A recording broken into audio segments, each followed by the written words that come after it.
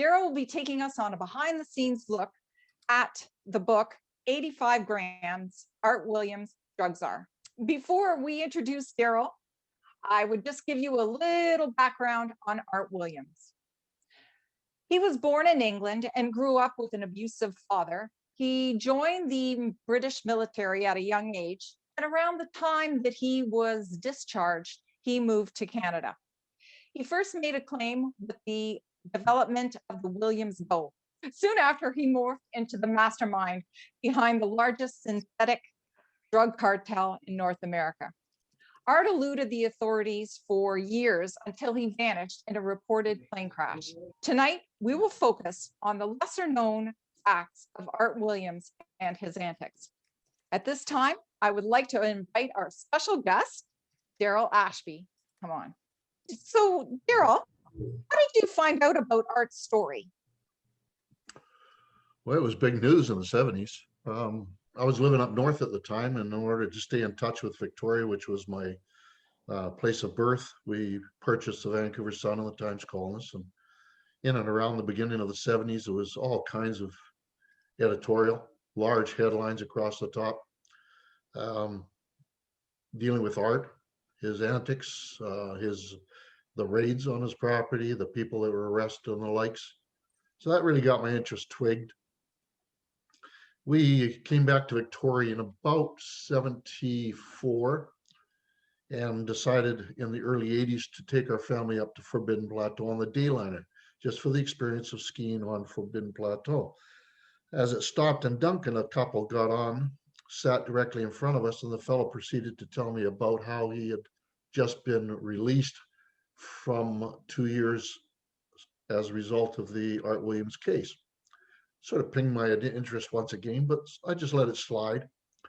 We had some friends that we had developed up north. They were quite a bit older than ourselves, and they decided to retire, move down, and lo and behold, they buy the property directly across the street from Art Williams. So I go over and I spend a lot of time with my friends, and invariably they're telling me about once a week they go across the highway and they have crumpets and tea with Margaret, and invariably Art comes in, sits down, and makes himself at home. The day after they moved in, they had a knock on the door, they tell me, and strangely enough, there's a lady standing there with a warm pie straight out of the oven, and it's Margaret. She's walking them through the community. What we don't know is whether she was just checking them out to see whether there was somebody to be concerned about, or whether they were just going to turn out to be good neighbors. One really doesn't know. One of the big hooks for me on the story was Judge Les Cashman. He happened to be this is a picture of Judge Les Cashman for those that are viewing. He happened to be a friend of my wife's family. They did poker on Friday nights and that kind of thing, but it turned out that he was the judge who tried Art Williams in the 1974 case. He invited us in, gave us all of his personal archives on the trial, contact to the Nanaimo courthouse archives, and they delivered up to us just a vast amount of literature. And one other case was just Constable Owen Lang. He was a constable with the Victoria Detachment. He was the one that actually did the arrest of Art in 1977. So that was about really what hooked me on the storyline. It had to be written. I didn't go after it; it went after me, I feel. That's amazing that you had such a close relationship with people that were so close to the actual story. Oh, truly. It seems that Art had a knack for finding the right person for the job, and back then that must have been a difficult task. How do you think he pulled that off? Well, I can only go by what I've been told, and I've interviewed everybody involved, with the exception of Art, of course, Margaret, who had disappeared shortly after him, and a couple of others. Otherwise, everybody is suggesting that Art had the adaptability to sense when somebody was vulnerable, and he could take advantage of that. He also would look for people with the right education. If they had no education, then he wanted the tenacity or the drive in order to accomplish things that might be risky, might get their hands dirty. Myron Zari is a prime example of somebody with the education. He was a young 21-year-old, raised basically in the backyard of his property. His mother was a hippie who lived there. but he had a degree from University of Victoria in mycology.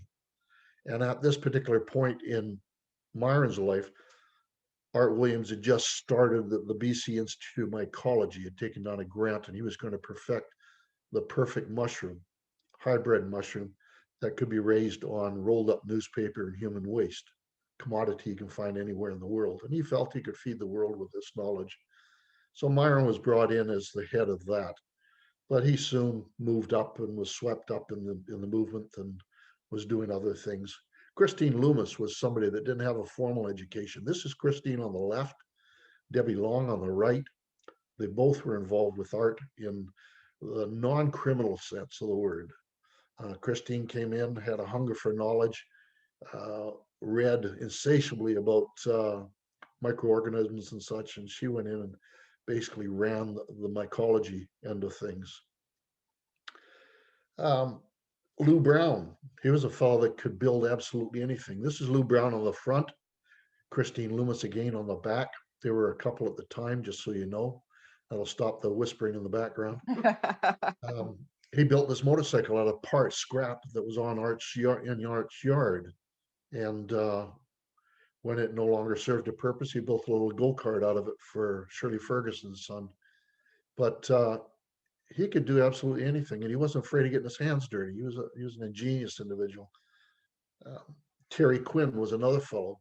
Don't know too much about Terry other than the fact that he was malleable. He did get involved. He did get his hands dirty, but when the crunch came and the RCMP moved in, he managed to slip beneath the radar.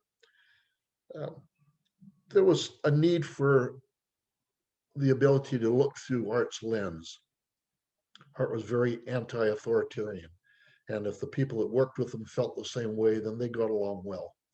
But it wasn't a necessity. It wasn't a mandatory thing.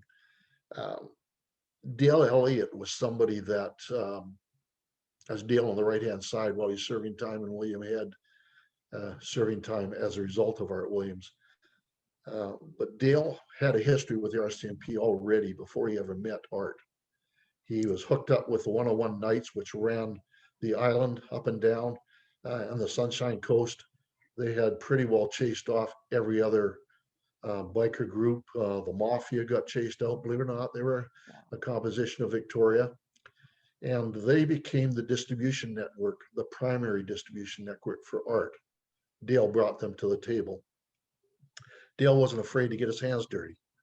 He would do whatever was necessary to get the job done. Now, I want you to keep in mind as we go on here that Art never condoned violence, not at all. Unlike any of the drug cartels today, he was a person that felt that he could resolve his problems by negotiation if need be. The last person that I really want to bring up is Ray Ridge. And this sort of flies in the face of what I just said. Ray has a tattoo on his right arm there, and it's a heart with a dagger through it, and the words death before dishonor. Ray was vulnerable, very vulnerable. From what I understand from what I was told, he was abandoned as a child. Art recognized this and took him in. And he basically became the third man on the totem pole for Art's crew, but also the muscle that would be the enforcer if need be. There were others, most of which slid between beneath the radar as the RCMP did their job. That's about it. It sounds like Art, he had a way of getting all kinds of different pieces to fit together to serve his purpose. Very much so. He was talented. He was called the Wizard. Somebody had called him the Wizard, and I think it was the informant coined that term. But it's very true. RCMP that I interviewed referred to him as being brilliant. You know, and some suggested if he had just applied his brilliance in a different way, he would have been a very successful man. I think his sister also said that in the book, that Ladys. if he would have used all his brilliance for good rather than for evil kind of thing, he would have went very far. Very much so. Wow. Can we talk a little about the tunnels that Art had? I find this fascinating that they're still around to this day. Take us through what it was like for you the first time when you saw them. Eerie feeling, but you know, to set the record straight, there weren't tunnels as in plural. the media had a great job or a great time uh, propagating rumor and misinformation. And I had heard all kinds of stories about how there were multiple tunnels coming out of the lab, escape tunnels, and Mhm. only one of them came out. The other ones could go off to a dead end and could be flooded in order to avert anybody from causing them grief. But there's really only two tunnels. The one you're looking at here is the tunnel into Art's hidden lab. And this fellow is looking from the inside of the tunnel out. It was hidden in a wall with a bookcase or a shelving unit in front. You had to lift a certain shelf for the thing to swing out of the way. And then you had this 3-inch thick solid steel door, like a vault, in through that, and that led up in the tunnel. And this is an example of the editor or the news reporter from the Vancouver Sun accessing into his lab, the underground bunker. Um, so that one is the second one I would refer to. Off to the left of this picture, which you can't see, there's a hatch in the floor, and that goes down into a 18, 24-inch pipe that ran all the way out to the back of the property. Here's the reporter again coming out that tunnel into the creek at the back of the property. The building you see in the back was referred to as the barn. Mhm. It was actually the Institute of Mycology, and in the bottom right corner was the bunker lab that you just saw a picture of a minute ago. Mhm. It's interesting. You said how you had to loosen a certain shelf and that. There's other instances in the book where it talks about the different locks and how intricate they were and hours it took experts to try and pick the locks and everything. It just seemed this was just another area of Art's brilliance that he could concoct these things. Yeah, I mean, there's a whole story behind that. There was three people that knew where the key was for the vault, the access into his hidden lab. One was Dale Elliott, one was Art Williams, of course, the other one was Ray Ridge. Mhm. And it was hidden in such a location inside the furnace, just inside the door. You can see at the bottom of this building in the forward corner, Mhm. there was a huge furnace. It was a big, like a cyclone, big barrel furnace. And they would put the key up inside on top of the bricks. If the furnace had been working, that thing was red hot. I mean, nobody would have ventured in there to find it, yet the police found it. Wow. Oh, Dale Elliott, for one, is pointing the finger at somebody in particular, but no names mentioned. Mhm. Um, it took them 3 hours once they found the key just to get into that vault with, It's and not just themselves. They brought over an expert from Vancouver. right, So right. they were really involved. They were intricate. Um, in doing your research for the book, did you ever find people were hesitant to talk to you about Art and what went on here in Ladysmith during that time? I think they were. I think pretty well everybody was at the initial start. Mhm. The RCMP were probably the most liberal. I dealt with all the top echelons of that who were involved in the case, and they were open book. They just said absolutely anything that came to mind, and it was a great wealth of information. I started with them because they were the most benign, you might say, of the group. They warned me that as I moved up the ladder, there's going to be people that don't want the story told. And my wife and I often thought that the next knock on the door is going to be a big burly guy with tattoos. But we just lived with that, moved up the ladder, finally got to Dale. He was the last one, Dale Elliott. And he was Art's right-hand man. So he knew what was going on. He was hesitant in the very beginning, probably the first 15 minutes. I met him at the old Cassidy Inn. And this is Dale at times calling this photograph that was taken at the time of his arrest in 74. Um, I arrived early, went to the very back of the pub. I sat with my back against the wall so I could see everybody and watch who was coming and going. Because I didn't know whether I was going to be able to leave. I had Right. no reason to know for sure. So as Dale arrived punctually, he walks in. The whole drone of the pub uh, went silent, just to a hush, and everybody greeted him as he came in. It was as though he was the godfather. If he had had a ring, I'm quite certain people would have gone up and kissed it. Wow. Came over and sat down with me, and we were constantly interrupted. Uh, and each one of them wanted to pay their tribute to Dale. He was still a factor to be reckoned with at that time. Wow. He told me at that or in meetings to follow things that I can't repeat, things that he was still active in. And he was in his late 70s at that time. Wow. He was no young puppy. But fascinating. We sat for 6 hours, 20 beers. That was his indulgence, not mine. And he was as crisp as the day is long. And he just came out with information I couldn't have got from anyone else. And his ringing story for me was he wanted the story told.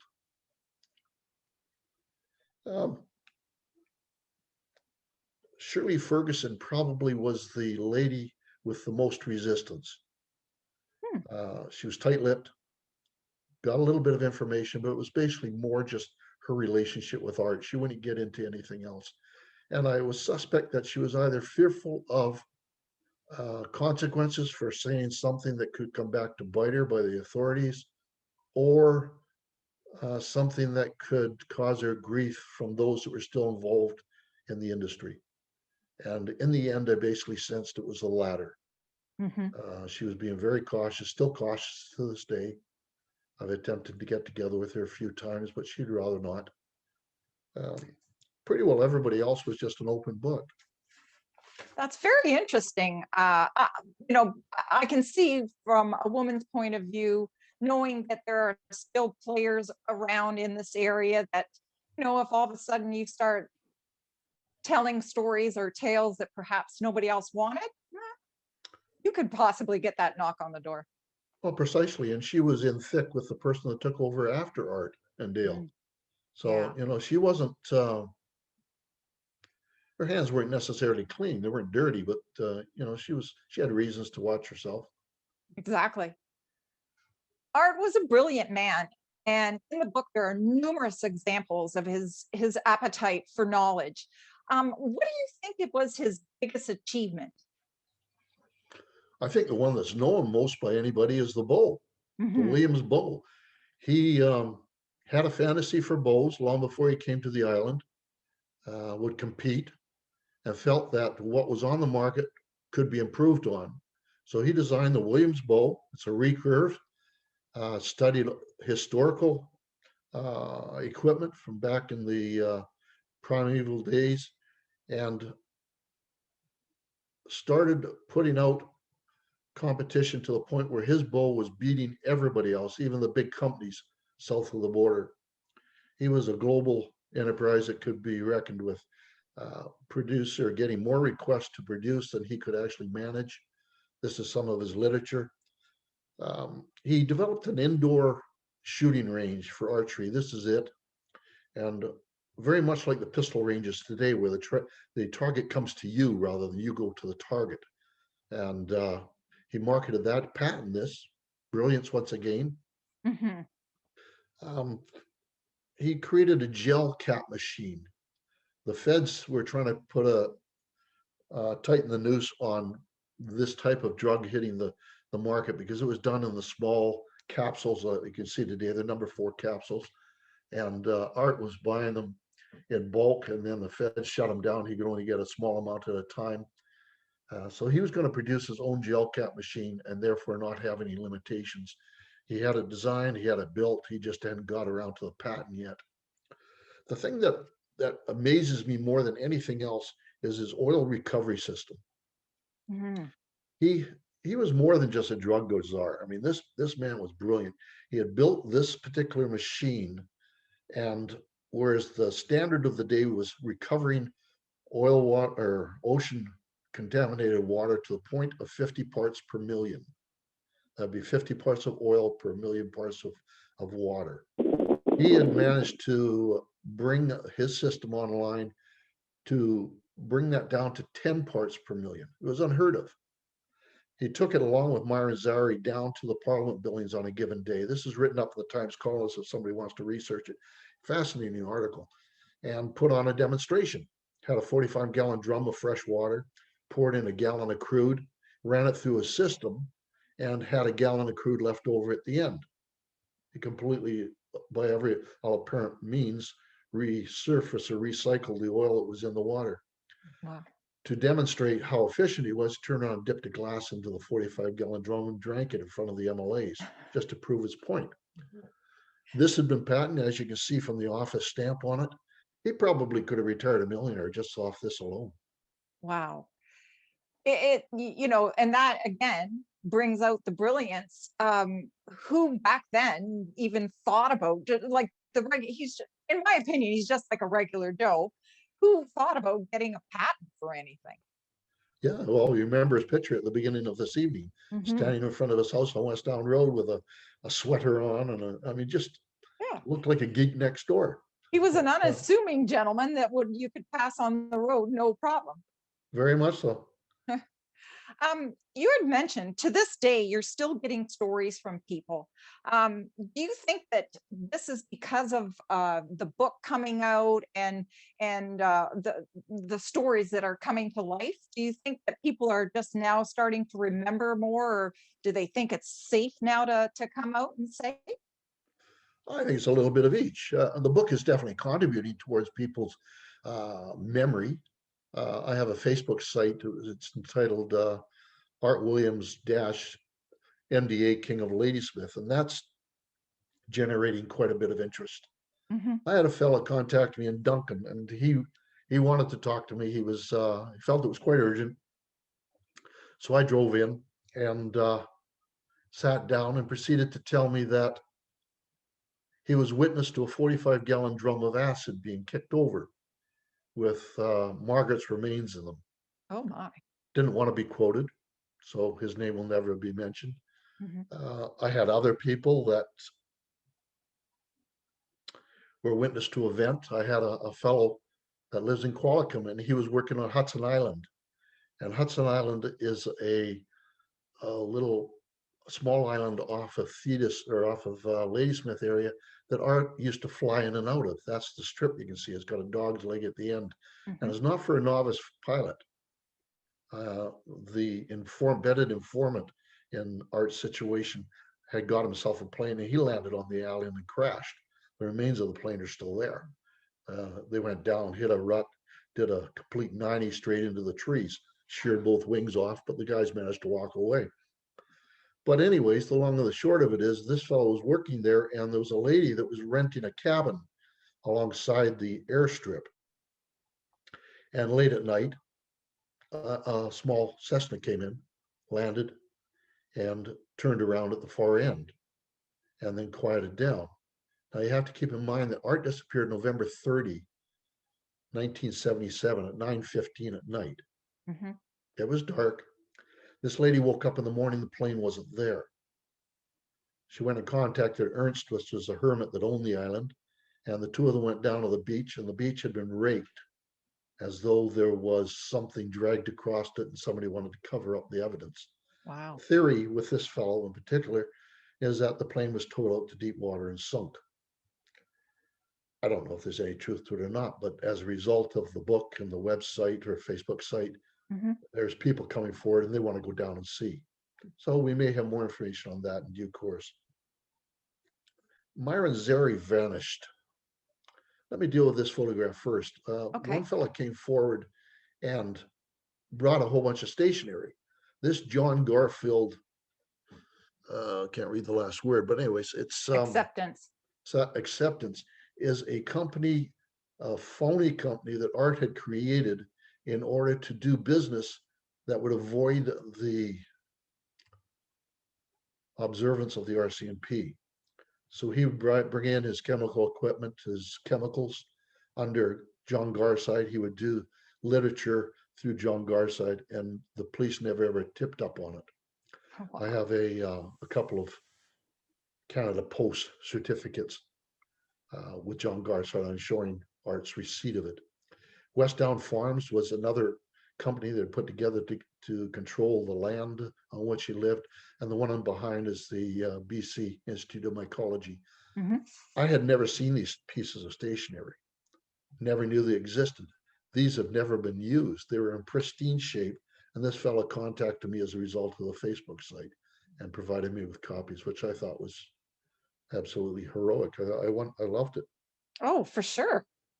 I was going to say that Myron Zeri disappeared within a matter of a week or so after the 1974 case, never to be seen again. Mhm. Wife didn't know he had left until it was too late. Kids were raised without a father. There was suggestions that Myron had taken up a new life on the mainland and had been killed in a sawmill accident. There's been all kinds of theories that somebody was sorting out a vengeance matter because he was considered to be a rat at one point. There's notation that I have of Arts with his handwriting questioning what Myron was up to for his lawyer's eyes only. But I'm pleased to say he's alive and well.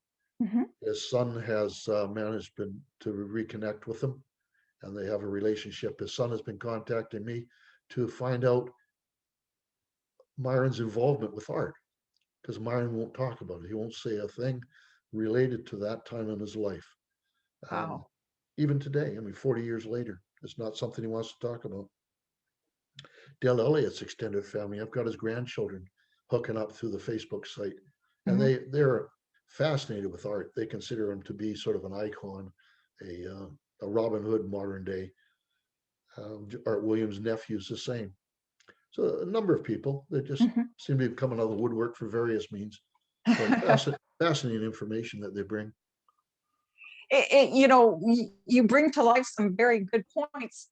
Um, how people are still so concerned, like Myron, for instance, that he was involved in this from pretty much the beginning, and still is to this day fearful to speak about it.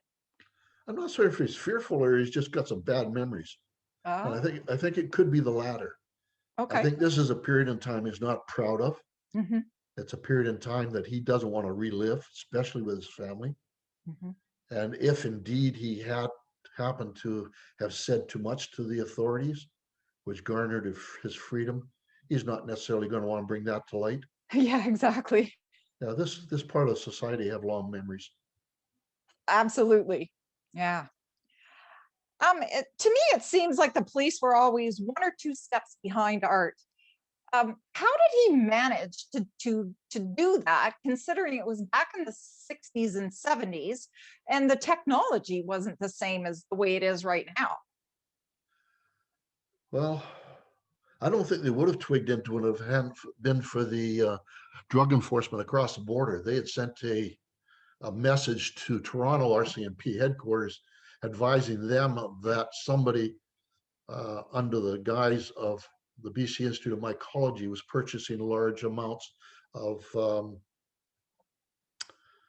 was going to say the medication that I'm on, but no, not that. Anyways, one of the primary ingredients in MDA, Mhm. and they wanted him to check out and see if that company was valid. That alerted to the Victoria RCMP, primarily Staff Sergeant Dave Staples, who was in charge of the 6 individuals that oversaw organized crime for the entire province. But when Art started, MDA was not an illegal drug. It was not um, recorded as something that the authorities could punish him for. So he was pumping it out since the mid '60s, going out to waitresses and airline stewardess so they could stay on their feet all day. He had sort of a decent motive behind it. But one thing led to another, and it became quite the party social drug. Mhm. Controlled substance was the term I was looking for. Art considered himself smarter than the average person. In a lot of cases, he was. He felt he could outsmart the authorities.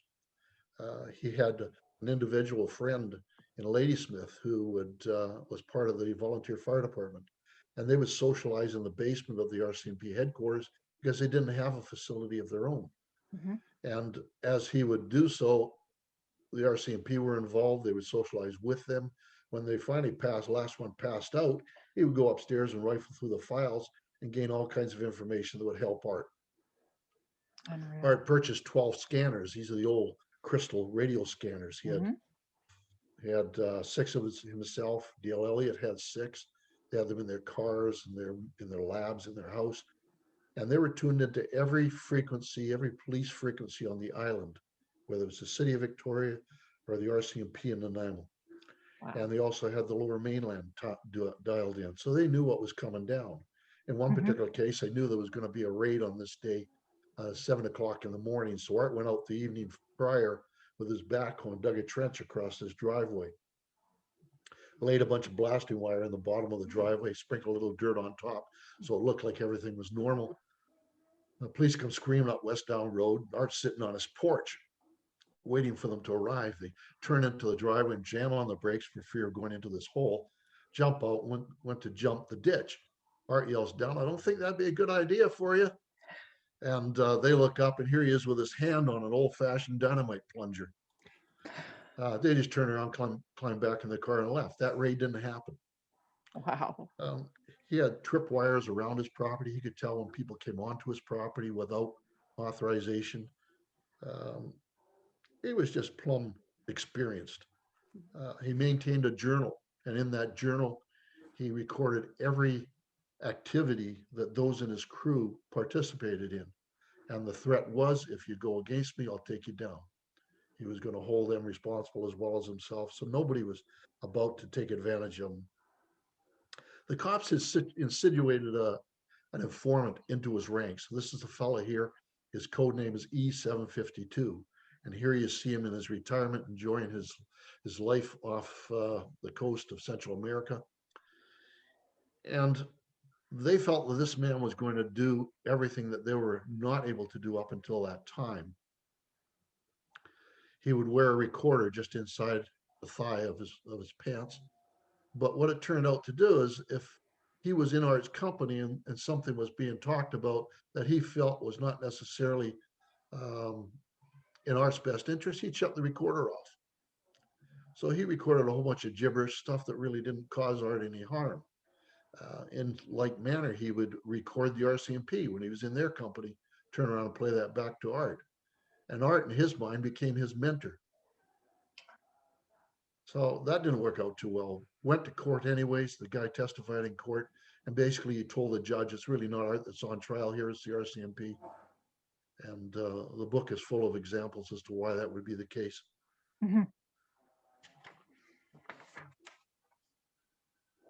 So during your research for the book, what was your favorite part and the most interesting thing that you discovered? Whereabouts of Margaret. Margaret is Art Williams' wife. She was of native origin, out of Edson, Alberta. A lovely lady, quiet for the most part.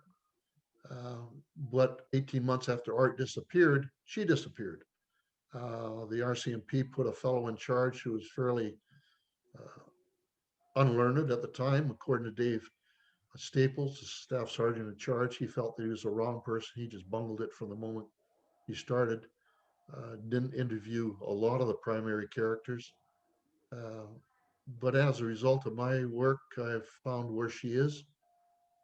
I think probably the most fascinating person I've interviewed is Gladys. This is Gladys, and only a couple of months ago. She's, she should be 93 this year. And she's 18 months younger than Art. So the family's got great genes. If Art did in fact leave the area for a sunny climate, it's quite likely he's still out there. He might be user number 1 tonight, for all I know, watching this video. Since user number 1 hasn't identified themselves, I mean, it's a reasonable assumption. Exactly. I think probably the most gratifying was my interview of Dale Elliott. He was just a wealth of knowledge. This is Dale in recent years. Dale passed away a couple of years ago, and he was still a man to be reckoned with, as I mentioned. He was still well connected, but he held nothing back, absolutely nothing. And I could have damned him to hell with some of the stuff he said, but I wouldn't do that. He knew that. And he gained that comfort level within the first 15 minutes of us being together. He was a wealth of information. I couldn't have written the book without him. He looks like quite a character from this photo. Oh, he was. He had trouble with English language, but he was quite the boy. Can you tell us a little more about the informant and how he was able to do his job and yet go undetected by Art, who always seemed to be 3 steps ahead of everyone? Well, he was a brilliant man. In fact, he made Art look like a choir boy. Um, he was already, this is him again, enjoying his 40-foot yacht. He's on the left, wife on the right. Uh, we're still in touch from time to time. He's a friend now, but I will never give him up. There was a contract on his head. This is him on the right. He's at a gentleman's wedding. He had sent down a couple of the top honchos in the Hells Angels, and they put a bounty on him. And I believe that's still in good standing. He he was very active in the industry. He was bringing in cocaine, tie sticks, illegal immigrants, guns. The RCMP had actually financed him to get his flying license so he could fly and have a closer connection with Art. Art had his own planes. Mhm. And as I say, he crashed it on Hudson Island because he had a twin engine Piper, far too fast for landing on that island. But whatever, he just brushed it off. The authorities wanted him to report the accident. He refused, so the RCMP found a way of just brushing it under the table. But as I say, he would give Art some leniency, some leeway. Art knew from the start that he was an informant. He had a gut feeling. Dale Elliott had a gut feeling. They were not going to allow him access to the labs. They were not going to allow him to have any contact with Art or Dale when the drugs were transferred. The RCMP gave him 250,000 gel caps, which Art dearly needed, but they had sprayed them with a caffeine solution so it would show up under a ultraviolet light. And this is Art's electron microscope. He paid $70,000. That's 1970 money to purchase this thing. And you can see the gel caps just on the lower end of the microscope. And he was trying to study them to see what it was about the caps that they had done in order to trip him. And they found, when the RCMP raided his lab in 77, they found this sitting there just like that. This is a picture from that day. So he never dialed them in. Art would never dial anybody into the inner sanctums, the inner three, you might say, that actually did the cooking, the preparation of the MDA, unless they were completely vented. Had lots of people that were trafficking. Most of them were dealt with by the 101 Knights, but Art kept himself pretty removed. The informant, whenever he traded the caps for MDA, which was the deal, it would be done at a remote area, or in one particular case at the Chubet ferry terminal. So the person that dropped the drugs could disappear into the crowd without any problem whatsoever. Hmm. Another case was at a remote airfield on the mainland, Chilliwack area, and they actually came in early, hid the drugs underneath a rock in somebody's front yard, and the informant was told where to find them. They refused to take him to the site, and they just got in the plane and left. So the RCMP could not connect one to the other. Again, another part of Art's intricate schemes and patterns so that there was never a connection to anybody. Yeah, this was very true. This is Art's lab, the one for the mycology of things. And it was so well equipped and operating in such a way that University of Victoria used to bring their students up so they could see how a good lab should be operated. His library was superior to UVic or superior to the Victoria Public Library. It's amazing what the guy had, and the brains was just unbelievable. One of the big things he did is he always kept one layer of separation between himself and the transaction. Art would never handle the drugs directly to anybody, and that practice is handled the same way. The group who might be um, manufacturing or distributing, they will have somebody of a lower rank actually do the dirty work, so they can't be brought back and actually nailed. This is a picture of inside of Art's lab. that the actual MDA lab that the RCMP had done for the sake of evidence. They'd taken photographs, they'd taken pictures, and drew up their own little map. Um, I went over to Vancouver to the appeals court, spent a week there. They invited me in, put me into a room in the back of the appeals court, and brought every stick of evidence they had. Told me that they would be going for lunch from 12 to 1, and nothing was to be missing from the boxes when they returned, and they weren't. I took them out while they were gone, made copies, had them back before they got back from lunch, and they were really good about it. It seems to me like the police were always a couple of steps behind Art. How did he manage to stay ahead of the authorities? Well, as I say, he had the scanners. He had informants and his own informants. He was watching them as much as they were watching him. He knew what was going on before it happened. Um, the next slide, I think, shows the property from an aerial view. And you can see the barn off to the left. This is where the underground lab was, in the lower right corner of that. The duplex is where Art lived with his common law wife, Shirley Ferguson. His wife, Margaret, lived in the cabin directly behind. Um, most of what transpired on the property could not be seen from West Down Road, if for no other reason than the foliage that was in between the two, but rather the land sloped off to the back. So he could get along quite well. As I say, tripwires all over the place. Nobody could come in and observe him without him knowing about it. So after everything Art did to Margaret regarding their relationship, he moved in, as you've already mentioned, with his common law wife to the duplex on the same lot. 50 Margaret feet was, away. yeah, 50 exactly. feet away. There's not a lot of women that would put up with that, let me tell you. So why do you think that she stayed so true to him and so loyal, and for that matter, his entire inner circle? Well, I think in Margaret's case, it needs to be said that Art had a very healthy appetite for sexual satisfaction, and Margaret couldn't meet that need.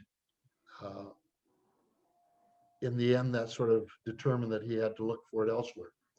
And Shirley was the natural vessel, if you excuse the term. Mhm. But he took good care of Margaret. I mean, he loved Margaret. There's no doubt about that. He built her the cabin at this time so she could have a home of her own. He transferred the title to the property into her name so she could, and paid rent so she'd have an income. Uh, she was lacking nothing. The week after she disappeared, somebody, well-known Ladysmith resident, found an ice cream bucket in her woodpile with $56,500 in it. Again, $1970. That's a ton of money today. Art made sure that she had enough to get by on. My friends would go over, as I say, and have tea and scones, and he would come in and sit down as though he lived there, and then embrace the conversation as though it was quite normal. When Art went to court, and he went there a number of times, only just for MDA and the drugs, but for other issues, uh, she was always at the back of the courthouse, offering her quiet support.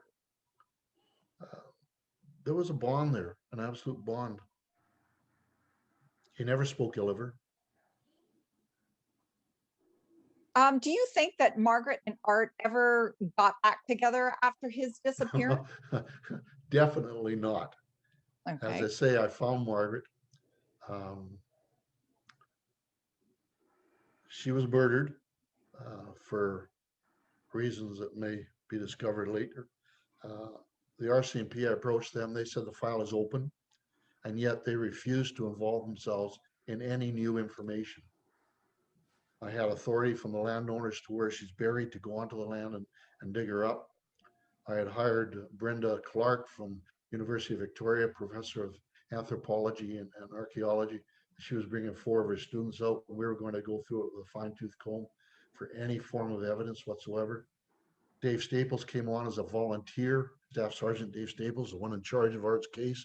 He was retired. He came on as a volunteer to oversee it, to make sure it was done properly.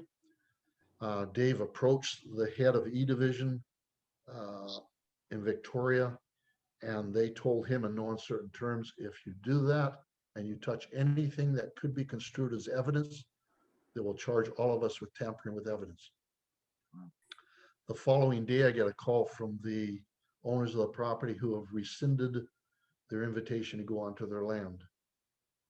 Coincidental maybe, but somebody's not necessarily wanting to find Margaret. They don't want to dig her up. So one day the doors open, the next day the doors closed. Yeah. So Margaret, being such a meek lady, like small in stature, why do you think she was murdered? Well, she was meek in a lot of rare ways. She wouldn't dare argue with Art because she knows she wouldn't get away with it. But when Art disappeared, according to those I've interviewed, she took on sort of Art's countenance. She walked like him, somewhat dressed like him. The story is that she wanted to be him. Art had also left $90,000, 1970 monies again. That's $250,000 today. In trust with a friend of his that was to be divided equally between Shirley Ferguson and Margaret if something should happen to him. So he anticipated what was going to happen. The friend decided to leave town and put the money into Margaret's hands with the understanding that she would share it. And she put it down the well in a munitions can at the back of her house. One day that money disappeared. Shirley Ferguson was actually keeping an eye on it. And it wasn't long after that that Margaret disappeared as well. The story goes that Margaret had decided to finance a friend of hers who was heavy in the business and to bring cocaine up from Central America, and the deal went south. Supposedly the ship was intercepted. Margaret didn't buy it. She threatened the individual that if he didn't come up with her money, that she was going to report him to Rev Canada and the authorities. And this particular individual, you just don't do that to. I mean, he already had a reputation of making people disappear on the island. But that's the theory. I interviewed that individual and I confronted him, stupid as that might sound. And his words to me were, I am surprised the RCMP have not dug her up yet.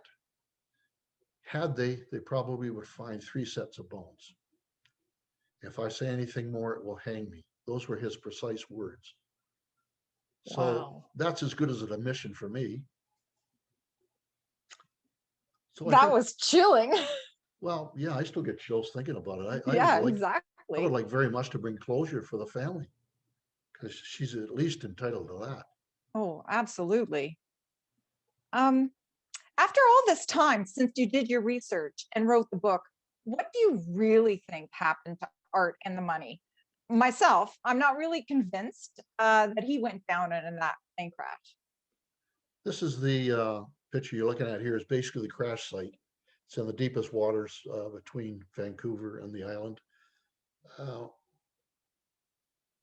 He crashed supposedly at 9:15 on November 30, 1977. It was shown going into a spiral.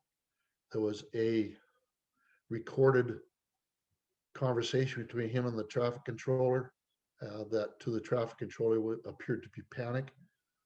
To Hap Laffin, who is a Ladysmith resident and a very close friend of Art's, it was nothing more than what Art would normally do. He always had these theatrical performances if he was trying to get somebody's attention. So his theory is that it was just a put-on act in order to create some cover. What they found was a seat out of a plane, Cessna, a front wheel, some wheel chocks, the little blocks that go behind your wheel when you've stopped the plane for the evening, some log books and some insulation, anything that could be filed out of the side of the plane when it's in a spiral. Mhm. I've found justifiable reasons for everything that is there. 3 months prior to Art disappearing, he flew down to Belize. He flew in the same plane, 172 Cessna size Skyhawk, diagonally across the states to the states. Let me get my tongue in order. States to Fort Lauderdale, and then across Cuban airspace to Belize. Ran into problems with the Cubans the first time and had to take evasive measures to get out of there. The average pilot couldn't have done that. But while he was in Belize, he took a number of pictures. I have to thank Danny Ferguson, which is Shirley Ferguson's youngest son, for this. He has Art's original file cabinet, and in that file cabinet are 3 or 4 dozen rolls of 35mm film that were never developed. He allowed me to develop them. I gave him a copy. I kept a copy. This is one of them. And this is a panorama that would lead off to the right and follow the waterfront for the whole of Belize waterfront. And according to Danny and Terry, Art never did anything without a purpose. He had a meaning behind everything that he did. Now, why did he do the panorama? Why did he end up with this house? Why is he standing in the back of the house with a drink? Clearly with some native residents occupying the home. He made a statement to Don Bowen, who he flew down with, that for $500,000 you could buy half of Belize. And it was clearly in his mind. He had taken $50,000 down on one of the trips and left it with Gordon Loomis in Desert Hot Springs and told him that he'd be back in a couple of weeks to pick it up. Don Bowen doesn't have any idea what he was doing with his time while he was down there. Doesn't know what he brought down with him. He could have taken a caseload of money with him at that time. My theory is that he flew out of the area. By the time the Coast Guard hovercraft could get to the crash scene, 20 minutes had passed. At the speed of the Cessna flying 700 feet or less below the US radar, he could be well into the Washington state. I have an audio tape that was recorded in the months prior to his disappearance between him and the informant E-752, where they're talking about flying in and out of Vashon Island. As I mentioned, E-752 was bringing in drugs and illegal immigrants and guns. And they would comment on this tape how if they stayed below 700 feet, turned off their transponder, nobody ever bothered them. It was just common practice. Art had already found 2 trips down and the alternate routes that he could take without too much issue. So, basically, in my opinion, he's either living the life or lived the life. Well, to me, this photograph here just looks like a gentleman standing in his own yard, looking out at the ocean. He's very comfortable, isn't he? It looks very, very comfortable. Yeah. And he took a lot of photographs down in Belize, and they all tell a story. Well, Daryl, this has been a fascinating look into the colorful past of our little seaside community here. And it's kind of given it a different perspective for most of us that have read the book and have listened to this presentation. Can you give us a little sneak peek of anything you're working on in the future? Sneak peek. How do I do that without giving away the book? I am following the fellow that took up after Art Williams and after the incarceration of Dale Elliott. This is the gentleman here. I don't think anybody would recognize him, but he's standing in the middle of his marijuana plantation. He was the largest producer on the island at the time in the 60s and 70s. He developed the hybrid bud, BC bud, that we have today. He was smart in his own right, but he went in onto Art's property after Margaret disappeared and scooped up all the equipment and lab equipment he could find and started his own lab in Nanoose. That was fine until the flavor of the day changed, and along came MDMA, which is ecstasy. So he switched over, and he was basically the principal supplier for the Pacific Northwest for ecstasy. Cocaine became the habit of the day, and then he decided he was going to do that. So he and another fellow were bringing shiploads of it in, and they got caught once with cocaine, once with 300 tons of Mexican marijuana. This particular fellow boasts to me that he had been charged 13 times but never been convicted. Wow. The story of the one, I'm not going to say any more because it'll absolutely ruin the book, but one of the ships that he's been picked up on, the story behind the bungling that went on there with the authorities is just enough to make your head shake. So that's him. And the neat part about it, Cindy, he's a Ladysmith resident. My- Or There you was. go. There you Was. go. He passed away just a couple of years ago. So by all accounts, the drug trade is all well and good here on the island. Surviving. Right now we're at West Down Road at Art's primary lab. This is the one that the RCMP had trouble locating. And it was in a building, large building that Art built with grant money and was built for the purpose of developing this hybrid mushroom. Spores were developed on this level here. We're standing in the clean room. Directly behind you and underneath that slab there is the hidden lab.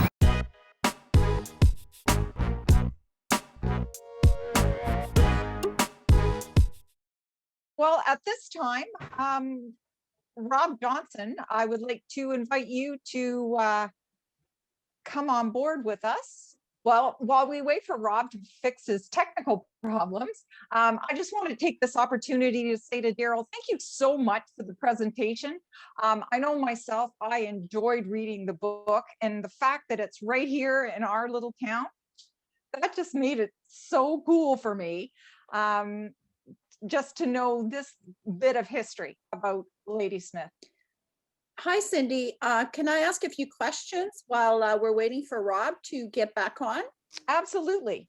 One of the questions that came up was, what is the property being used for today where the lab was and his duplex? The most recent owner subdivided the property. One parcel contains the duplex that was sold, I believe, about 2 years ago to a couple of fellows out of Victoria, and they were doing RV storage on that. The other side of the property, the one that contains the lab, just sold recently, and I'm pretty confident that if I went out there today, all the foundation you were looking at has disappeared. It was their intention to remove everything from the property. I saw one lady had thrown in a question, and it was with regards to the Arts plane. If it was going to travel as far as it did from Vancouver Island down to Belize, it would have to have added fuel tanks and such. And indeed, in answer to your question, I interviewed Jude Harrison, who is owner of Harrison Air, the lady who sold Art his Cessna, and she had put in additional fuel tanks and wingtips so he could come and go from shorter strips. He made 3 stops going down. I know it took him 3 days to get down to Fort Lauderdale. The woman that sold him the aircraft, Daryl, didn't she also give him some other items that perhaps were the ones that were found when the Coast Guard got to the crash site? Oh, very good. Thank you. When the RCMP found the wheel supposedly off Art's plane, they announced that it had the same serial numbers. I think Rob's audio is giving us trouble there. Yeah, he's getting some feedback. The RCMP told the news, the media, that it had the serial numbers that coordinated with Art's plane. When I interviewed June Harrison, she said there is no such thing. She looked at the wheel. It had not been torn away. It had not been damaged. It had not been rusty, as the RCMP has suggested it was. I also contacted Cessna in Wichita, I think it is, like Kansas somewhere, and headquarters, and they said there's no such thing as a serial number on a wheel. There's part numbers, but there's no serial number. And they said that that part number would be common for a number of different planes, number of different models. Lastly, the story that I received from good sources is that Art had landed on Hudson Island at one point not too long prior to his disappearance, and he had actually bent the strut on the front of his Cessna, and he had managed to limp home and borrowed another front wheel off of Frank Warner, a friend, and supposedly Frank showed up on the day after Art disappeared wanting to collect his wheel. Hap Laffin was there at the time taking care of Margaret, and gained the information that there was in fact a second wheel in Art's possession. Daryl, we've got another question here. It says, "Hi, Daryl. What happened to Art's estate when he disappeared, and who did the property eventually get left to?" He had two properties. He had one on South Wellington area, had a Quonset hut on it. He was going to build a landing strip there, never got around to it. There was still money owing on that. That went back to the original owner. They foreclosed on it. There was some monies left over after that was sold, and the Rev Canada took that to offset 56,000 in taxes that they presumed were owing. The property on West Down Road, I have the affidavit from Shirley Ferguson whereby she has applied to the courts for probate, and to the best of my knowledge, the property was sold for somewhere in the region of $153,000, and what happened to that, I don't know. Another question is just curious if you have any insight as to why Art was had such a brilliant mind, patents and things as useful and lucrative as the oil separator. Was the attraction to be involved with the drug industry just a bigger profit or excitement? Art was not interested in money.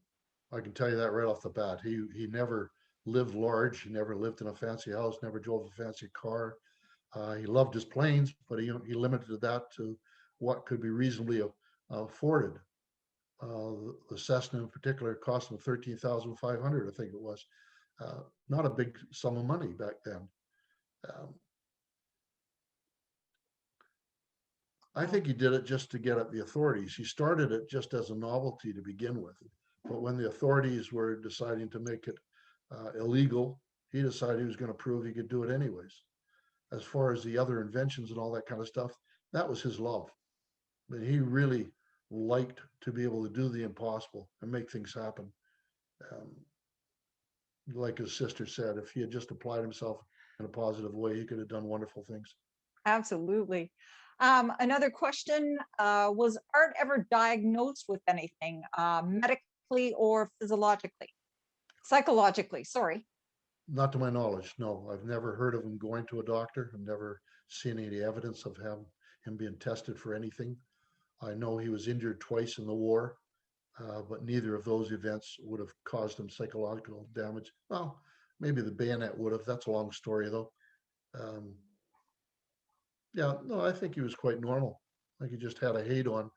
The feds had basically foreclosed on his archery business, and he was mad about that. Hence, he took down $70,000 grant from the same people that foreclosed on him so he could do the drugs and the mushrooms. So he just suppose wanted to get back at them. Well, again, thank you so much. We really enjoyed it. Miss Cindy, Yes. can I just jump in for a sec? Sure. We'll give you a couple minutes because we are running over, Rob. Go ahead. Well, just that I've talked to Daryl many times, and I think one of the most fascinating stories is the incident with the MiG jets over Cuba and dumping fuel. Can you just expand on that? Oh, how do I expand on it in 5 words or less? When they were going to be crossing over Cuban airspace, Don Bowen had got approval from the traffic control at Veradera. And when they managed to get into the checkpoint, just approaching Veradera, the traffic controls told them to hold, go into a circle pattern. They had to check the credentials. In doing so, these 2 Russian MiGs came up out of the military strip there and flanked either side of them and dipped their wings, which was an international gesture to land. Art was quite convinced that if he did, then he would have a very bad experience. So he decided he was going to leave the scene, put the plane into a nosedive, literally. Don Bowen said his feet were up on the dash. Art was yelling at him to get his feet off his dash and called him everything under the sun, and pulled out at 100 feet off the deck. knowing that that was too close to the surface for the MiGs. They couldn't do it. It was also foggy, cloudy, and he flew back in the clouds all the way to Fort Lauderdale. And every now and then the clouds would part and he could see the MiGs following him. Prior to going down, one of them pulled in front of the Cessna and turned on the afterburners, which dumped a whole bunch of kerosene on the front of his plane, trying to light his plane up. That was the reason that really convinced him to go down on the deck. Well, this gentleman was an incredibly dangerous individual. He's And not an individual that would lose his way between here and Vancouver. that was another thing I was going to say. Again, we are so grateful to all your insight, Daryl. Thank you so much. I hope everyone enjoyed the presentation. And now I'm going to hand things back over to Quentin, the president of the Ladysmith and District Historical Society. Just a quick word of thanks to Daryl, Cindy, and Rob for a fascinating insight into one of Ladysmith's notable residents. And if you haven't already read Daryl's book, 85 Grams, Art William, Drug Czar, I really encourage you to do so. Copies are available at the archives in the museum.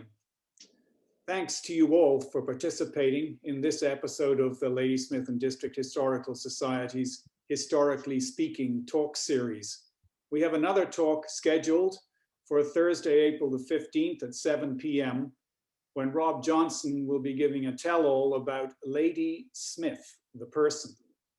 Information will be available on the Society's webpage and Facebook site, and we really hope to see you then. Thank you for being here. Good night. Good night, everybody.